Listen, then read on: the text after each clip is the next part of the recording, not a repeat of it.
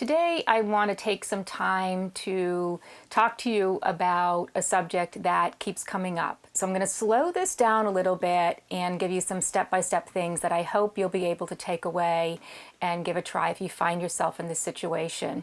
The situation I'm talking about is when mild to moderate refusal turns into safety. And so what happens is you ask a child to do something over and over, and they decide they're not going to do that, and they basically are looking for, what do you got in your pocket? So they're looking for that power struggle.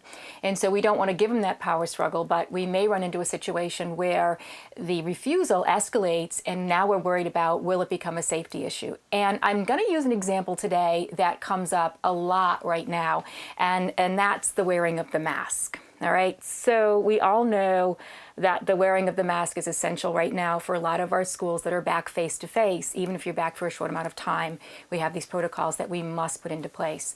So it's what we would call a non-negotiable. It's not an option. And it does result in a safety issue when it's continually not followed as we put it into place in our schools and our classrooms. So first of all, we know that we want to make sure we address kids in a real common language, what I call scripting. And I'm going to go into that a little bit more in detail as we go through this video. But number one, when I say scripting, I mean that common language where everybody has the ability to know what they're going to say when the child pulls their mask down under their nose, uses it as a chin strap, takes it off and does whatever they do, and just decides they're not going to wear it for whatever reason.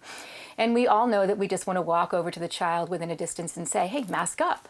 I'm not going to say, please put your mask on. I'm not going to say, you know the rule. I'm not going to say, this is a safety issue for other children. Because the minute you say that to somebody, if you have that one child that's looking for control, they now have received a message that they have more control over all the others. See, they're creating a safety issue for others. And I know that sounds really bizarre, but if that's the way they're perceiving it, you've now kind of validated that. So I don't want to give them that kind of message. So we're in charge. So we all say very calmly, mask up, mask up, mask up. And we all do it with the same tone, the same delivery. So lots of times children after a while just like walk in the hall at recess when you're going out to recess, or sit in this chair when you're in the cafeteria. They all after a while, if we're on the same page, usually will get themselves together and do what they're supposed to do.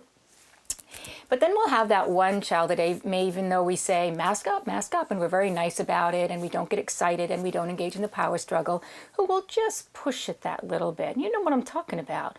That one that just kind of sits back and goes, yeah, not today. What are you going to do?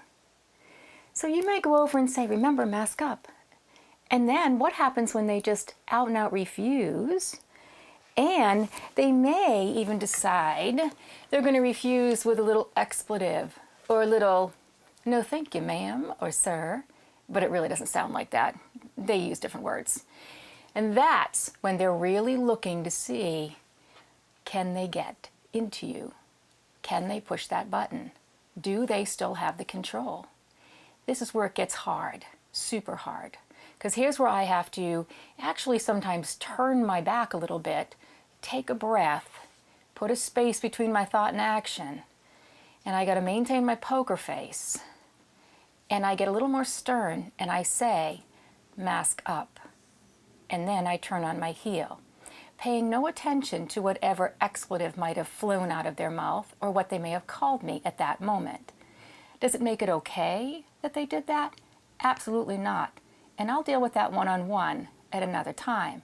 But right now, we're dealing with a higher level refusal that's amping up to a safety issue.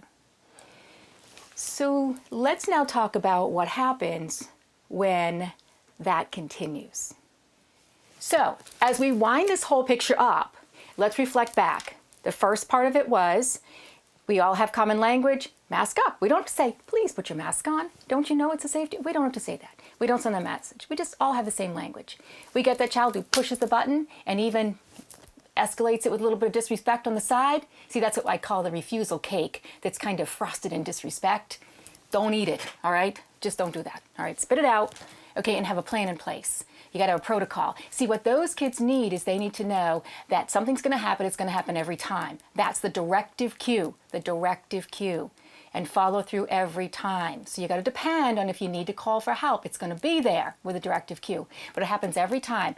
Pretty soon, those kids learn that, oh my gosh, they don't even negotiate with me anymore. This just happens. I find myself in a room by myself doing work.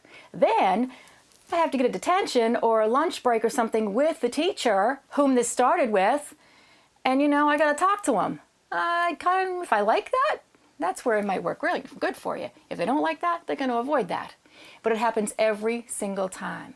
There's not a 45-minute time limit. It's whatever time it takes. That child, every single time, they come back to the classroom after they've been alone a little bit in the office, supervised, of course, but not getting a lot of attention. They come back to the class and they decide to do it again. 30 minutes later, mask is down. You do the same thing. You say, mask up, or maybe go that non-directive, give them the look, put the mask up, and then they sit back and go, yeah, make me. Boom, protocol right into place. Say nothing. Walk away. Give them a moment. 10 seconds. Mask doesn't go on. You make that call. And this happens every single time. My experience has been with young kids up to right through high school. We have noticed that when kids know that the adults have it together, nobody feeds into it, and it happens every single time, and they start to build a relationship with the teacher that they're struggling with in the first place, after a while, the roads tend to meet, and we're in a much better place. It depends on consistency. It depends on us working together, but we can do this. But it's going to take some time for that kid who's just using this as just another refusal. But in this case, it escalates into a safety issue that we've got to have a protocol for.